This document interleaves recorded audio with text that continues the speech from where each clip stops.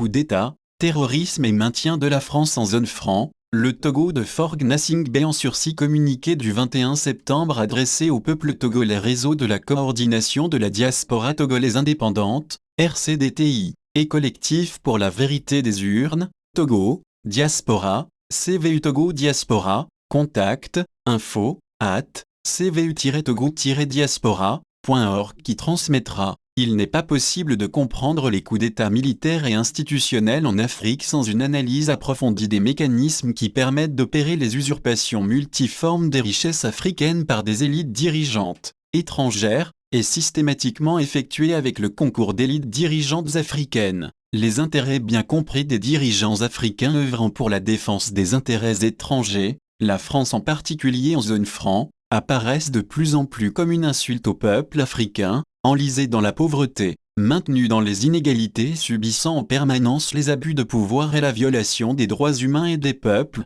faire croire dans les pays africains dépendants de la France qu'il ne s'agit uniquement que de la défense des intérêts de certaines élites françaises au pouvoir est une grande mystification. D'autres puissances économiques, moins arrogantes, moins condescendantes, moins méprisantes des citoyens et du peuple africain, sont pourtant présentes et ne sont pas moins absentes du processus d'usurpation des richesses. Cette complexité interdit de facto que l'on s'autorise à verser dans la simplicité, le populisme et la facilité de langage, encore moins dans l'erreur de conception des solutions de sortie d'une crise multidimensionnelle dont les élites africaines ésotériques sont les premières responsables. Alors, attention aux militaires qui ont choisi de continuer à servir un système politique aux ordres et tout entier dévoué à la préservation des intérêts étrangers, surtout lorsque l'usage à satiété des mots souveraineté et indépendance totale se dilue finalement, à cause de transitions longues et des incertitudes qui découlent quant à un retour vers un jeu politique sain et transparent débouchant sur la vérité des urnes. Comment mettre fin à l'usurpation du pouvoir en zone franc? Pour beaucoup de citoyennes et de citoyens partageant en commun la zone franc, divisée en 3 zones, Afrique de l'Ouest, Afrique centrale et Comores, le coup d'État fait partie de la panoplie d'instruments radicaux qui hantent l'imaginaire collectif des tenants de la démocratie. Sauf qu'une fois ce coup d'État effectué, souvent sans préparation politique et économique, tout reste à faire. Les problèmes multiples qui restent à régler ou en suspens sont utilisés comme des justificatifs pour une période de transition plus ou moins longue. En effet, la responsabilité de chacun devant l'histoire de la réunification des Africains et le concept vulgarisé du panafricanisme est un long processus. Que chacun puisse ne jamais oublier que les soubresauts politiques de la marche vers la vérité des urnes et des comptes publics, bien que essentiels, ne peuvent pas occulter la nécessité de la marche irrévocable des Africains conscients vers leur destin commun, celui de vivre dans la vérité, la justice et la solidarité, bref, le vivre ensemble pour la création d'un vivre ensemble dynamique adossé à la valorisation du bien commun pour un bien-être généralisé. Or, c'est justement ce processus d'évolution des sociétés humaines qui est entravé et empêché depuis l'arrivée des tenants de la colonisation et de l'esclavage qui n'ont été déclinés que sous des formes subtiles et moins visibles pour les populations africaines. Pourtant, il suffit de remplacer le concept de coup d'État par celui d'usurpation du pouvoir par d'autres moyens, sous couvert d'une fausse légalité et d'une démocratie frelatée, pour mieux comprendre pourquoi des groupes d'individus, pro ou contre la politique des dirigeants occidentaux en Afrique, osent contester la légitimité de dirigeants autocrates africains régnant pour le compte d'un prétendant étranger moins visible dans la structure politique, mais présent militairement dans le pays et le maintenant sous contrôle. Le coup d'État décrit la réalité de la contestation de la légitimité d'un autocrate africain travaillant pour des intérêts étrangers. Mais, lorsque l'autocrate africain est remplacé, le militaire ou le civil qui le remplace au cours d'une période de transition ou pas, peut, soit opter pour continuer à travailler avec l'ancien système remanié mais toujours au service d'intérêts étrangers, soit opter pour une rupture avec l'ancien système pour se consacrer à servir les intérêts du peuple africain, soit opter de faire semblant d'afficher une rupture afin de mieux contrôler le pays avec l'appui d'intérêts étrangers, et ensuite, perpétuer un système neutralisant la vérité des urnes et bloquant la vérité des comptes publics. Mettre fin à l'usurpation des richesses africaines par la colonisation qui n'a été réalisée que par des crimes et des génocides cachés, passe d'abord par la préparation minutieuse d'une alternative sociétale, militaire, économique, monétaire, bancaire, culturelle et environnementale au système existant qui continue de fonctionner sous des formes subtiles et modernes d'asservissement volontaire des Africains. Ne faut-il rappeler ce qu'affirmait Georges Clemenceau déjà en 1885 ? Combien de crimes atroces, effroyables ont été commis au nom de la justice et de la civilisation. Je ne dis rien des vices que l'Européen apporte avec lui, de l'alcool, de l'opium qu'il répand, qu'il impose s'il lui plaît. Et c'est pareil système que vous essayez de justifier en France, dans la patrie des droits de l'homme. 1. Il tenait à démontrer qu'il n'y a pas de race inférieure, argument de Jules Ferry qui justifiait l'idée de la colonisation comme un devoir des races supérieures envers les races inférieures. Les dégâts idéaux de ce concept de race inférieure sont toujours prégnants dans l'imaginaire collectif contemporain. On les retrouve ainsi dans le comportement de certaines élites dirigeantes françaises sous forme de mépris, de condescendance et de non-respect des dirigeants comme des citoyens africains, sauf s'ils acceptent de se soumettre au diktat du premier de cordée. Aussi, certains coups d'État en Afrique ont pour objet de mettre fin à cet état de fait, d'autres au contraire, apparaissent de plus en plus comme une refondation et une perpétuation du système ancien avec le concours actif des hommes et femmes de l'ombre d'eux. Pour retrouver l'émancipation et la souveraineté du peuple togolais, sacrifier le système Gnassingbé. L'absence de préparation d'une vision sociétale n'a pas empêché des coups d'État, une sorte de réaction spontanée pour une restauration de la dignité des Africains. Il s'avère quasiment impossible de passer cette étape sans une rupture, au moins temporaire avec là où les puissances tutélaires. Le cas du Togo est exemplaire. C'est au Togo que le premier coup d'État militaire a eu lieu en 1963 contre le premier président élu démocratiquement, Sylvanio Olympio. Ce dernier a été assassiné pour avoir décidé d'affirmer la souveraineté du peuple togolais en commençant par la souveraineté monétaire en décidant de se soustraire aux francs des colonies France-Afrique sous contrôle de la France. Peut-être que s'il avait décidé comme le Mali, le Burkina Faso et le Niger de commencer par la souveraineté militaire et territoriale, l'histoire du Togo libre aurait évolué autrement. Mais il n'est jamais trop tard. Est-ce que le Togo de Faure Gnassingbé peut oser signer la charte du Liptako-Gourma instituant l'Alliance des États du Sahel, AES, entre le Burkina Faso, la République du Mali et la République du Niger? La réponse est non. La raison est que le Togo est un allié inconditionnel, imposé ou volontaire, de la France, du G7, 2, et de l'OTAN, 3. C'est ce même Togo qui a voté pour une guerre contre le Niger au sein de la CEDEAO, des sanctions contre le Mali et le Burkina Faso, puis se présente comme le pompier pyromane pour tenter d'œuvrer pour la paix, alors qu'actuellement ce même Togo reçoit un appui militaire de l'Union européenne pour préparer la guerre contre le Niger, à moins qu'il ne s'agisse que de la protection rapprochée du sommet de l'État, comme en Faure Gnassingbé, venu au pouvoir grâce à un coup d'État militaire entaché du sang de plusieurs centaines de victimes civiles décédées, 4, entre 400 et 500 selon l'ONU, et près de 2000 selon l'opposition, il osait tenter de faire la paix à l'extérieur du Togo alors qu'à l'intérieur du Togo, il est incapable de vivre en symbiose avec son propre peuple, jusqu'à atteindre le point de non-retour dans la mesure où la confiance envers les uns et les autres a totalement disparu au point qu'il devient dangereux pour chacune des parties de continuer officiellement à traiter avec Faure Gnassingbé. Mais, l'inconvénient de ce système est qu'il n'est plus sûr du tout, tant pour les Togolais à titre interne, que pour l'allié et principal soutien de l'autocrate Faure Gnassingbé, en l'occurrence la France, qui a lâché tous les présidents qui l'ont servi en Afrique, et qui pourrait éventuellement continuer sur cette trajectoire avec le Togo. Tout est une question de temps. Faure Gnassingbé le sait et commence à diversifier ses appuis, sauf que la diversification des protecteurs n'est pas possible avec les dirigeants des BRIC+, 5, encore moins avec les pays en froid avec la France. Alors avec qui, Dieu, diront certains citoyens togolais adeptes de son parti UNIR, Union pour la République, vestige et avatar du parti unique RPT. Or, le paradoxe est qu'avec la gouvernance du système Gnassingbé depuis 1967,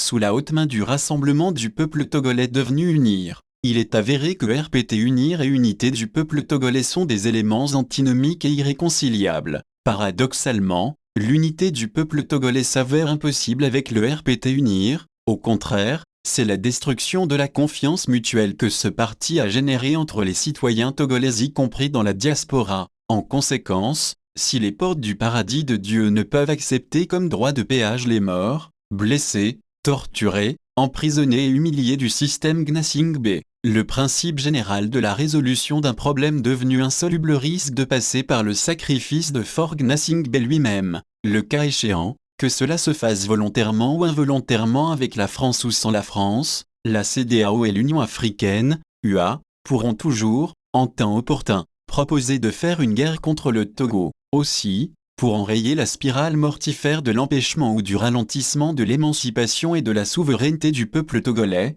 il n'y a pas d'autre choix que de construire une alternative crédible, susceptible de convaincre et de mettre en mouvement les plus larges couches de la population, et qui mettra fin au système Gnassingbé. Ce système, expert dans l'utilisation du clientélisme, a conduit de nombreux opposants politiques ayant des liens tutélaires ou ayant profité des bienfaits du système, à se trouver de facto en position d'incapacité de répondre à la volonté de la grande majorité du peuple togolais. Le sacrifice de la tête de l'iceberg ne suffira pas. Bien au-delà des limites du système clanique des Gnassingbé, il y a lieu également de questionner, au sein même du peuple togolais y compris dans sa diaspora, tous les comportements légitimant la facilité, l'injustice, le manque de transparence et le refus de sanctionner l'impunité. Alors, le Togo, un pays où il n'y a pas de femmes et d'hommes intègres à l'instar de certains pays enclavés du Sahel? Bien sûr que non. 3. Le Togo incapable de signer la charte du Liptako Gourma comment ce chef d'État illégal et anticonstitutionnel du Togo que la Cour de justice de la CEDEAO tarde à condamner,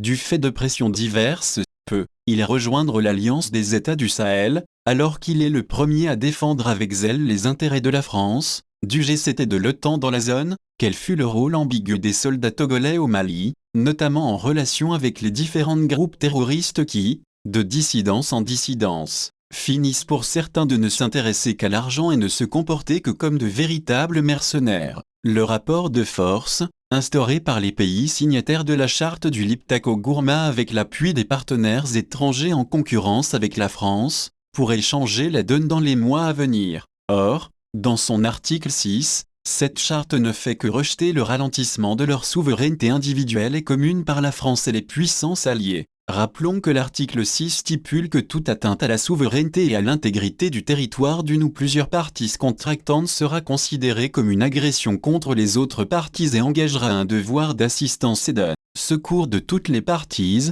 de manière individuelle ou collective, y compris l'emploi de la force armée, pour établir et assurer la sécurité au sein de l'espace couvert par l'Alliance. 6. Cette charte est une première étape dans l'instauration d'une défense continentale. Elle ne pourra pas concerner que le Sahel dès lors les autres parties du continent comprendront les enjeux de souveraineté liés aux jeux troubles du G7 et de l'OTAN en Afrique. Les alliances passagères par la diversification des partenaires identifiés au sein des BRICS plus ou en dehors, ne doit pas faire oublier l'objectif ultime de la souveraineté et de l'indépendance d'un continent violé par des forces extérieures et miné par des forces intérieures, adeptes de la délation et de la trahison des peuples africains. 4. Pérenniser le système france-africain par des coups d'État dans la zone franc. Les coups d'État institutionnels et militaires se succèdent en Afrique, principalement dans la zone franc, sous contrôle de certaines élites françaises refusant la souveraineté des États africains. Nonobstant la pensée unique instillée par les médias mainstream, le peuple français de son côté se questionne aussi et cherche à comprendre pourquoi sous la présidence d'Emmanuel Macron, la fameuse stabilité des États autocratiques africains ne fonctionne plus. Même des sénateurs français ont choisi la formule de la lettre ouverte pour se démarquer des décisions d'Emmanuel Macron sous la forme d'une incompréhension de l'évolution de la politique française en Afrique, notamment sur les plans militaires, de co-développement, de coopération culturelle et linguistique. 7. De fait, le doute des sénateurs se diffuse au point de générer une contagion en dehors des frontières françaises. Au-delà du doute qui est un euphémisme pour cacher l'échec de la France en Afrique, tous s'accordent pour s'interroger sur l'efficacité des décisions et opérations françaises en Afrique et surtout sur l'effectivité d'un effacement inexorable de la France en Afrique. 8. La réalité que la fameuse démocratie que proposent les cercles dirigeants français au pouvoir est une démocratie qui fait feu de tout bois en s'accommodant des pires turpitudes dès lors qu'il s'agit de maintenir les intérêts privés français dans les pays africains de la zone franc. Pourtant, en comparaison, lorsque les dirigeants de la Grande-Bretagne, l'un des plus grands pays colonisateurs dans le monde, ont décidé ou ont été forcés de quitter l'Afrique, l'un des gentlemen agréments était qu'il fallait laisser les Africains s'organiser selon leurs règles et cultures. Pour cela, l'ingérence, la condescendance, la gestion par procuration et surtout la perpétuation des privilèges coloniaux par l'intermédiaire de militaires et de dirigeants africains acceptant l'assujettissement et la dépendance via vice de l'ancienne puissance coloniale, ont été abolis. Cela n'a pas empêché les pays africains de continuer à avoir des relations d'échange d'État à État avec les dirigeants britanniques. Sortir de cet imbroglio france-africain, n'est pas chose facile compte tenu de la mise en place d'un système ésotérique de réseautage, de sanctions, d'exclusion, d'expulsion du territoire africain, voire d'assassinat de personnalités africaines ou françaises qui n'ont pas pris la précaution d'analyser les formes évolutives de ce rapport de force asymétrique aux intérêts bien compris et souvent mal partagés. Sans une organisation structurée pour une alternative sociétale fondée sur le droit à la souveraineté, il est difficile d'y associer une large partie de la population, préoccupée par le combat quotidien pour sa subsistance et les esquives politiques du clientélisme, de la terreur et ou de l'impunité qui musellent les initiatives, que ce soit dans le pays même comme dans la diaspora, face à la logique des politiques tramées dans l'ombre sous le sceau de l'opacité absolue, officieuse, mafieuse et criminelle. Le lien entre la France des dirigeants et l'Afrique des élites corvéables à merci est un système qui s'oppose aux intérêts des peuples africains, autant qu'à celui du peuple français qui en paie aujourd'hui le prix de l'opprobre alors qu'il est étranger à ses manigances et n'en tire aucun ou si peu de bénéfices. Ce que de nombreux Africains n'arrivent pas encore à intégrer dans leur logique de rupture est qu'une partie des élites africaines, militaires y compris, sont les courroies de transmission du système sur le continent. Avec le clientélisme et l'achat des consciences, le système des autocrates africains amis de la France et moins des Français, continue à prospérer au point que le système France-africain, comme au demeurant celui du franc CFA, la monnaie de la France limitée aux 15 pays africains qui ne peuvent échanger entre eux, ni avec le monde extérieur sans l'aval de la France, loin de disparaître, ne cesse de s'adapter, de se renforcer et de se pérenniser sous d'autres formes. Il faut parfois que des coups d'État viennent l'y aider. Les tenants des coups d'État au Tchad, en Guinée et au Gabon devront prouver à leurs populations respectives qu'ils œuvrent pour la souveraineté des peuples. 5. La métamorphose de la France-Afrique avec l'argent du contribuable européen, les coups d'État préventifs pour sauver les meubles, face à l'impossible expression de la vérité des urnes et son respect dans un cadre démocratique dans la plupart des pays francophones de la zone franc, face à l'élimination politique, sociale, économique ou physique des vraies oppositions et de la société civile critique et face à un système de légitimation des autocraties par les pouvoirs politiques occidentaux relayés par leurs médias, il faut bien reconnaître qu'il ne reste plus beaucoup d'options pour qu'un changement puisse intervenir. Le ou les coups d'État militaires doublés ou pas d'un coup d'État institutionnel deviennent ainsi progressivement la règle. Mais les élites dirigeantes actuelles de la France tentent de s'adapter car elles ne souhaitent plus être surprises. Alors, des coups d'État au service du peuple ont émergé mais ont vite été suivis par des coups d'État au service des intérêts de ceux qui ont en commun des intérêts liés hérités de la France-Afrique. Aussi, pour éviter de se faire doubler, les dirigeants français comme au demeurant des dirigeants africains, adeptes en priorité de l'alignement de l'État africain sur la protection des intérêts de la France aux dépens des intérêts des peuples africains, ont compris qu'il fallait anticiper, au risque de tout perdre. Pour faire simple, les coups d'État militaires qui ont eu lieu au Mali, au Burkina Faso et au Niger n'ont rien en commun avec les coups d'État militaires du Tchad et du Gabon. Dans le premier cas, la défense des intérêts du peuple passe avant celle des intérêts de la France. Dans le second cas, ce sont les intérêts de la France qui passent avant ceux des peuples africains. Dans les cas de la Côte d'Ivoire, du Togo, du Sénégal et du Bénin, et paradoxalement du Ghana aussi, un jeu subtil de préservation des intérêts étrangers des pays du G7, qui passe avant ceux des peuples africains, a pris forme et s'est décliné sous des formes qui pénalisent le peuple, sans que ce dernier ne puisse véritablement prendre conscience qu'il en est la première victime. Aussi, l'approbation unilatérale prévue en octobre 2023 du financement par l'Union européenne d'une nouvelle mission militaire dans 4 pays d'Afrique de l'Ouest à savoir le Bénin, la Côte d'Ivoire, le Ghana et le Togo a pour objet de tenter de stopper l'extension des activités des groupes terroristes de la zone du Sahel, affiliés ou pas à l'État islamique et à Al-Qaïda, vers les pays côtiers du sud du golfe de Guinée et contrer l'influence russe dans la région. 10. Le mode opératoire consiste à envoyer sur place une mission composée de soldats et des policiers qui seront déployés dans ces 4 pays pour renforcer les forces de sécurité notamment dans la région nord de chacun de ces pays. Officiellement, il s'agit de prodiguer des conseils, des formations et des soutiens techniques spécialisés dans des opérations antiterroristes. Il n'a pas été indiqué si chacun de ces 4 pays sont demandeurs et ont fait parvenir une requête officielle pour cette mission. Mais il a été précisé par le journal Welt am Sonntag, 11, que les gouvernements du Bénin et du Ghana n'ont pas objecté et ont déjà envoyé les lettres d'invitation nécessaires pour permettre aux participants de la mission européenne de séjourner dans leur pays. Pour la Côte d'Ivoire et le Togo, aucune confirmation publique n'a été constatée par les médias. La question pour Faure Gnassingbé et vraisemblablement pour Alassane Ouattara, président de la Côte d'Ivoire, est double, d'une part, de savoir s'ils doivent avaliser religieusement ces forces militaires de l'Union européenne qui arrivent sur la base d'une décision unilatérale de l'UE, et d'autre part, de répondre à la question si ces forces étrangères ne créeraient pas plus d'instabilité au sein de leur propre système de sécurité renforcé qu'auprès des terroristes.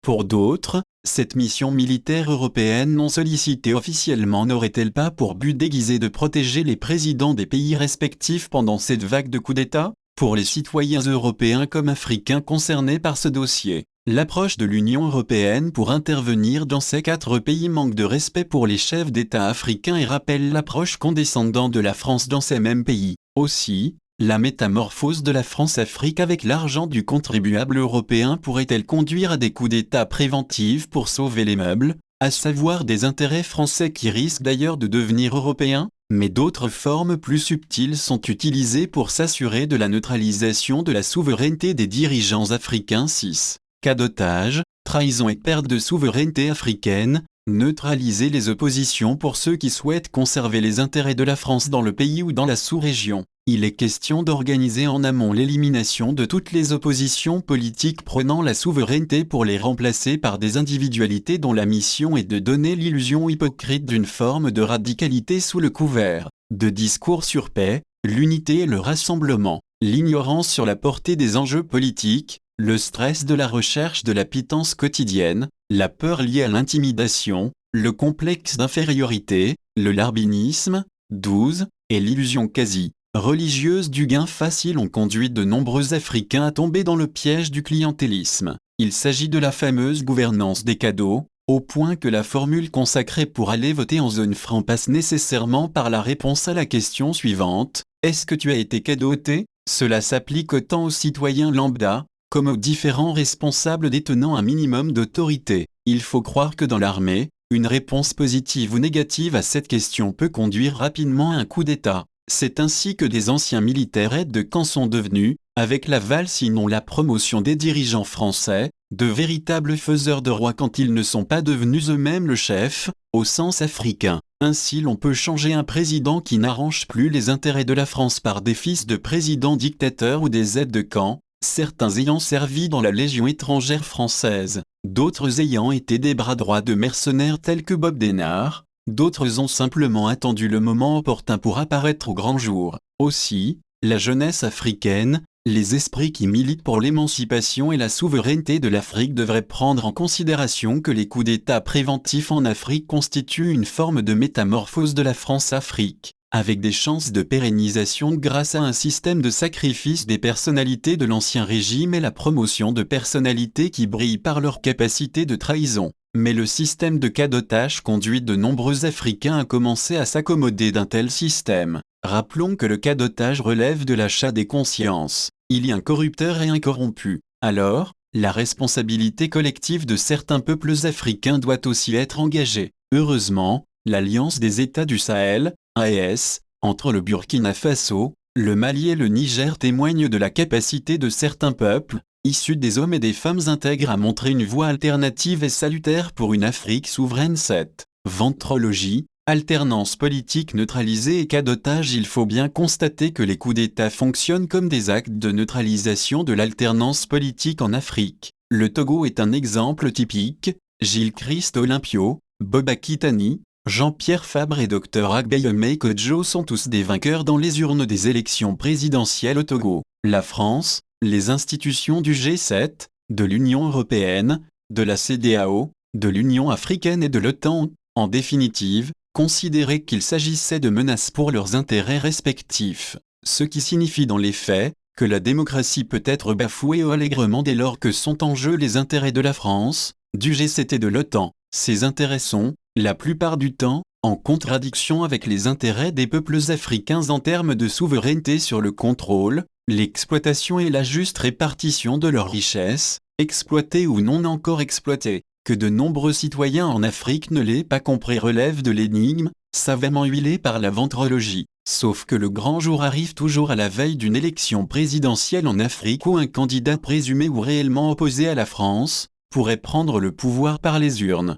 D'ailleurs, la plupart des militaires au pouvoir découvrant les délices du pouvoir ne sont pas pressés de le quitter et ont du mal à structurer une transition dans laquelle il sera stipulé que les militaires retourneront dans leurs casernes pour défendre l'intégrité et la souveraineté territoriale de leur pays. Pour ceux qui souhaitent donner la priorité à la sauvegarde des intérêts de leur peuple au lieu de pérenniser les intérêts privés de la France ou d'autres pays actifs sur leur territoire ou dans la sous-région, et qui annoncent transférer l'essentiel de cette richesse usurpée vers leurs peuples respectifs, il est toutefois question d'organiser la neutralisation de toutes oppositions politiques au cours d'une période de transition politique, plutôt dominée par les militaires. La défense de la souveraineté a aussi conduit à aller chercher des partenariats en dehors du giron de la France et du G7 et de l'OTAN. De fait, un pays faible militairement du fait même de la coopération militaire avec la France, n'a pas d'autre alternative soit que de servir autrement les élites françaises au pouvoir, soit alors de rompre, au moins temporairement et stratégiquement,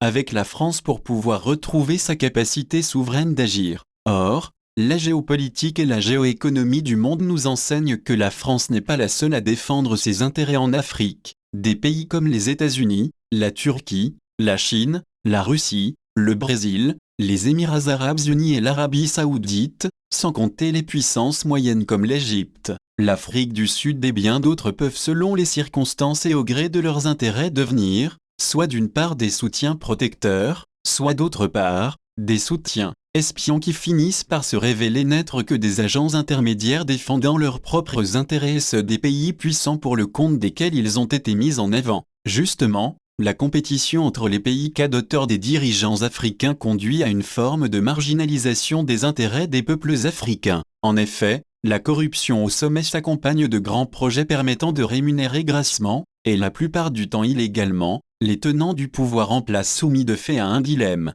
Comment céder le pouvoir sans se retrouver en prison en Occident, ou en Afrique? Comment ne pas voir ses avoirs saisis, et considérés comme des biens mal acquis, une fois que l'on quitte le pouvoir? Autant de questions qui taraudent certains dirigeants africains. La réponse finit malheureusement autour de la gouvernance de la ventrologie en Afrique, comme au demeurant, ce qui se passe au sein du G7 et de l'OTAN grâce à des groupes de pression, les fameux lobbies mondialistes. 13. Que personne n'en soit dupe.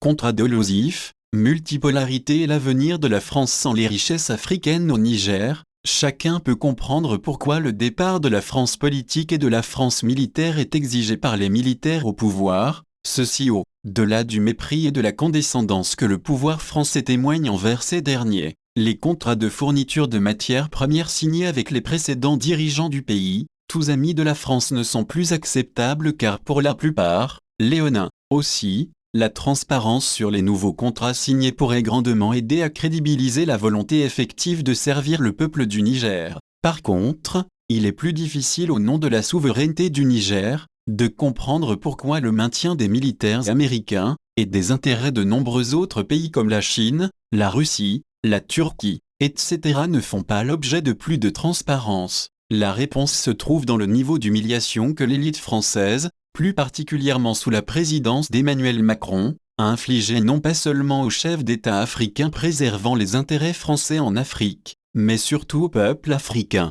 En définitive, c'est l'émergence d'un monde multipolaire qui a permis aux autorités militaires du Niger d'avoir l'opportunité de vendre les richesses du pays, quasiment confisquées par l'État français, comme l'uranium que la France a payé pendant 30 ans au même prix, 14, à des partenaires commerciaux plus offrant et payant le prix du marché. Cette nouvelle marge financière et économique dans les mains des militaires a permis des choix alternatifs non pas contre la France, mais contre l'usurpation des richesses africaines effectuée par une certaine élite dirigeante française. Aussi, il est difficile de comprendre pourquoi, pour une fois, la France d'Emmanuel Macron ne fait pas publiquement son mea culpa. Le problème est que s'il commence, il devrait pratiquement faire le tour de tous les pays de la zone franc, en attendant les pays membres de la francophonie en Afrique, et plus tard, les départements et territoires d'outre-mer. Bref, il s'agit d'anticiper la place que va occuper la France sans la maîtrise des richesses africaines sur laquelle les intérêts privés ont la haute main. Ceci induit la nécessité de nouvelles formes de coopération et de partenariats inclusifs qui ne s'établissent ni par la force, ni avec le mépris, ni par des coups d'État préventifs, encore moins avec le concours de terroristes dissidents devenus mercenaires, prêts à faire du zèle s'ils reçoivent des armes et de l'argent. 15. Les principales et les plus grandes sources de financement du terrorisme sont la France, les pays du G7 et de l'OTAN en Occident avec leurs sociétés multinationales, l'Arabie Saoudite, le Qatar, et les Émirats Arabes Unis. Une mise à jour sur la base de l'actualité géopolitique en 2023 permettrait d'apporter des précisions supplémentaires. Il ne faut donc pas s'étonner que certains chefs terroristes capturés au Niger aient été libérés par un ex-président, 16, lorsqu'il était encore en fonction et ami de la France. Des rançons préventives sont payées pour s'assurer de ne pas être victime de prise d'otages. Sur ces sujets, les Nations Unies, l'Union africaine, la CEDEAO et bien d'autres organisations non gouvernementales financées par l'Occident brillent par leur silence. Au final, travaillent-elles contre le peuple africain lorsqu'elles défendent les intérêts compris d'élites dirigeants structurées en bandes ésotériques organisées au plan mondial 9. Questions sécuritaires, terrorisme et souveraineté dans la sous-région, le cas du Togo pour le cas spécifique du Togo, les questions sécuritaires, du terrorisme et de la souveraineté du Togo sont tabous. Le dernier remaniement ministériel effectué par Faure Gnassingbé le 8 septembre 2023 permet de mettre l'accent sur le remplacement du général Yarg Damam, ex-ministre de la Sécurité et de la Protection civile, devenu ministre d'État, en charge de l'eau. Il est remplacé par l'ambassadeur du Togo en France, M.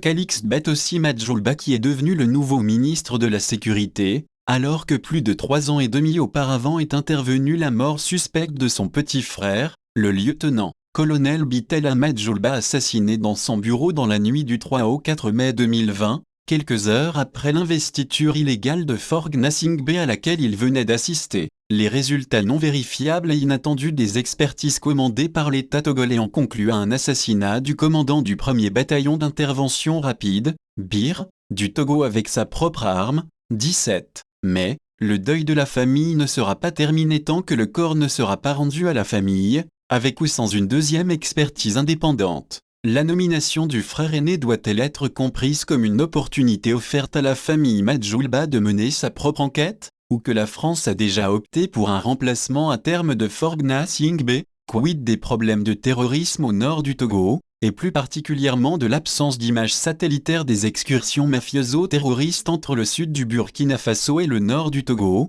du Ghana et du Bénin? Dans tous les cas de figure, le Togo n'a pas d'autre alternative que de passer par une transition politique pour pacifier le pays. Autant la préparer pour éviter les improvisations et les tromperies sur la réalité d'une mutation vers la souveraineté du peuple togolais. Bien que depuis 2021, plusieurs offensives attribuées à des groupes terroristes n'aient jamais été revendiquées, les soupçons portent sur les djihadistes du groupe de soutien à l'islam et aux musulmans, GSIM et JNIM en anglais, 18. Entre janvier et septembre 2023, au moins 10 attaques sur les 14 qui ont été menées sur le territoire du Togo ont été revendiquées. Les 4 dernières n'ont jamais été revendiquées et leurs auteurs demeurent inconnus. Ni le gouvernement de Faure Gnassingbé, ni l'armée togolaise, particulièrement depuis août 2022, ne communiquent sur les questions sécuritaires ou seulement de manière unilatérale, par quelques bribes ne permettant pas de procéder à des vérifications. 19. En référence à l'attaque du 17 juillet 2023 où les militaires togolais des forces de défense et de sécurité,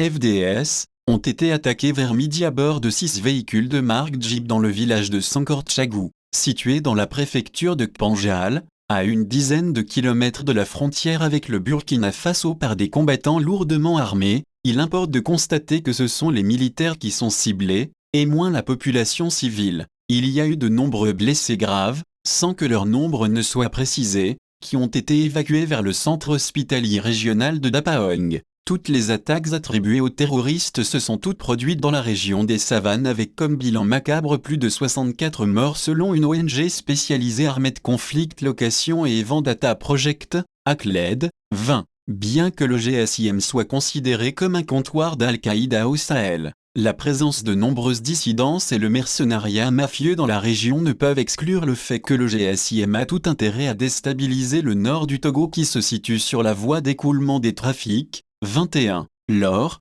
le bétail, la drogue, certaines matières premières servant à financer les groupes armés transitent par la région des Savanes, avant d'être acheminés vers le port de Lomé et d'être exportés, bénéficiant des facilités fiscales offertes par le Togo. Ces marchandises servent aussi au blanchiment d'argent acquis de manière illégale et facilitent ainsi des réinvestissements dans des activités économiques légales dans le système financier de la zone franc grâce d'ailleurs au franc CFA. Bien que l'état d'urgence sécuritaire soit toujours en vigueur au nord du Togo, 22, il est possible que ce soit les militaires togolais qui sont ciblés en priorité. Il est permis de s'interroger sur l'existence d'opérations de représailles liées au non-respect des arrangements officieux qui auraient pu intervenir en amont entre les terroristes présumés et certains militaires présumés. Seule la transparence pourrait permettre de mieux comprendre les responsabilités partagées entre l'État togolais, les terroristes ou les groupes mafieux et les puissances étrangères qui font l'objet d'attaques sur le sol africain, en l'espèce au nord du Togo. 10. Recommandation de RCDTI et CVU Togo Diaspora, opter pour une transition souveraine en attendant de mettre fin à l'instruction non écrite donnée par les chefs d'État africains aux présidents successifs de la Commission de l'Union africaine.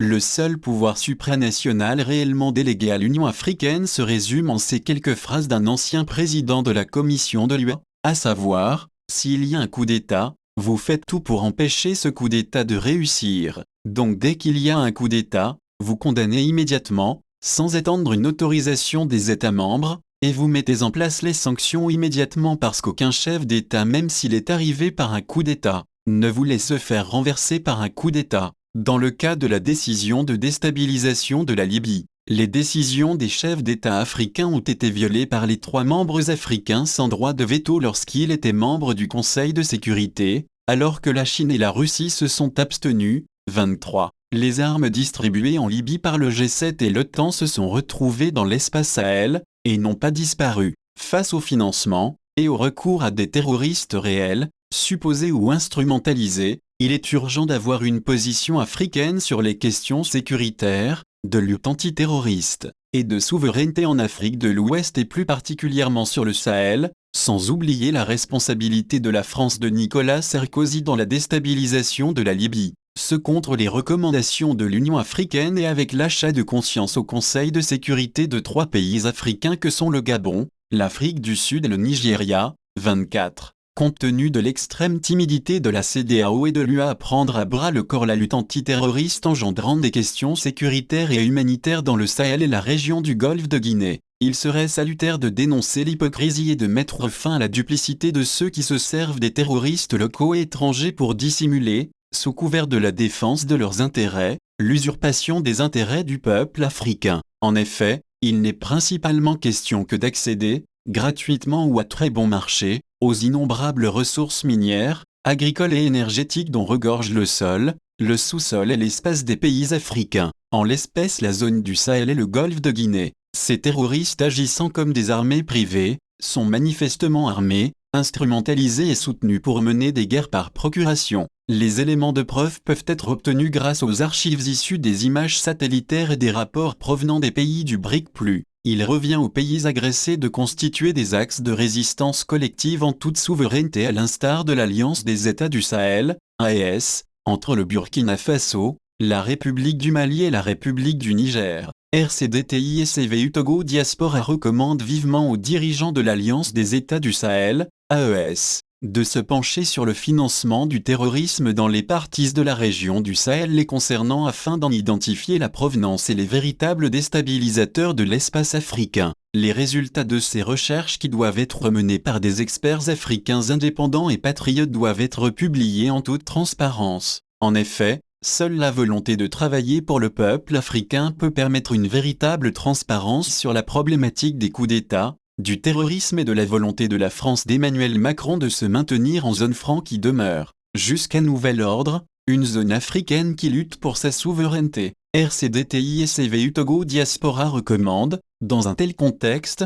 à ceux qui ont choisi le camp d'Emmanuel Macron au Togo et plus particulièrement Faure Gnassingbé, de prendre conscience de la responsabilité partagée de la France dans les coups d'État en Afrique en refusant de soutenir les oppositions structurées et pacifiques au cours des 6 dernières décennies au Togo, d'éviter de changer pour la énième fois et unilatéralement la constitution togolaise, pour tenter de remettre les compteurs institutionnels à zéro afin non seulement de se présenter à son 5e mandat présidentiel en faisant passer de 5 à 7 ans renouvelables le mandat présidentiel, soit rester au pouvoir au Togo jusqu'en 2034, illégalement, et de libérer tous les prisonniers politiques et ceux qui ont été privés de leurs droits arbitrairement au Togo. La propension des puissances occidentales, de la France en particulier à lâcher ceux des dirigeants africains qui l'ont aidé en Afrique, ne peut plus être occultée. De toutes les façons, l'information est de notoriété publique dans les réseaux sociaux. Alors, Faure Gnassingbé est-il en sursis au Togo? Une démission accompagnée d'une liste des intimidations reçues par les pays occidentaux, la France en particulier, mais aussi de certains dirigeants civils et militaires togolais affairistes et mafieux, pourrait ramener la confiance et la paix au Togo le 21 septembre 2023. La direction du Réseau de coordination de la diaspora togolaise indépendante, RCDTI, et du collectif pour la vérité des urnes Diaspora Togo, CVU Togo Diaspora, en partenariat avec toute personnalité ou structure de la société civile indépendante. Signataires, RCDTI, CVU Togo Diaspora, partenaires et sympathisants, Yves Ekoué Amaïzo, Dr Ernesto d'Almeida, Dr Mathieu d'Almeida Kofi de Q, Ing. François Fabregas Antoine Randolph, Dr.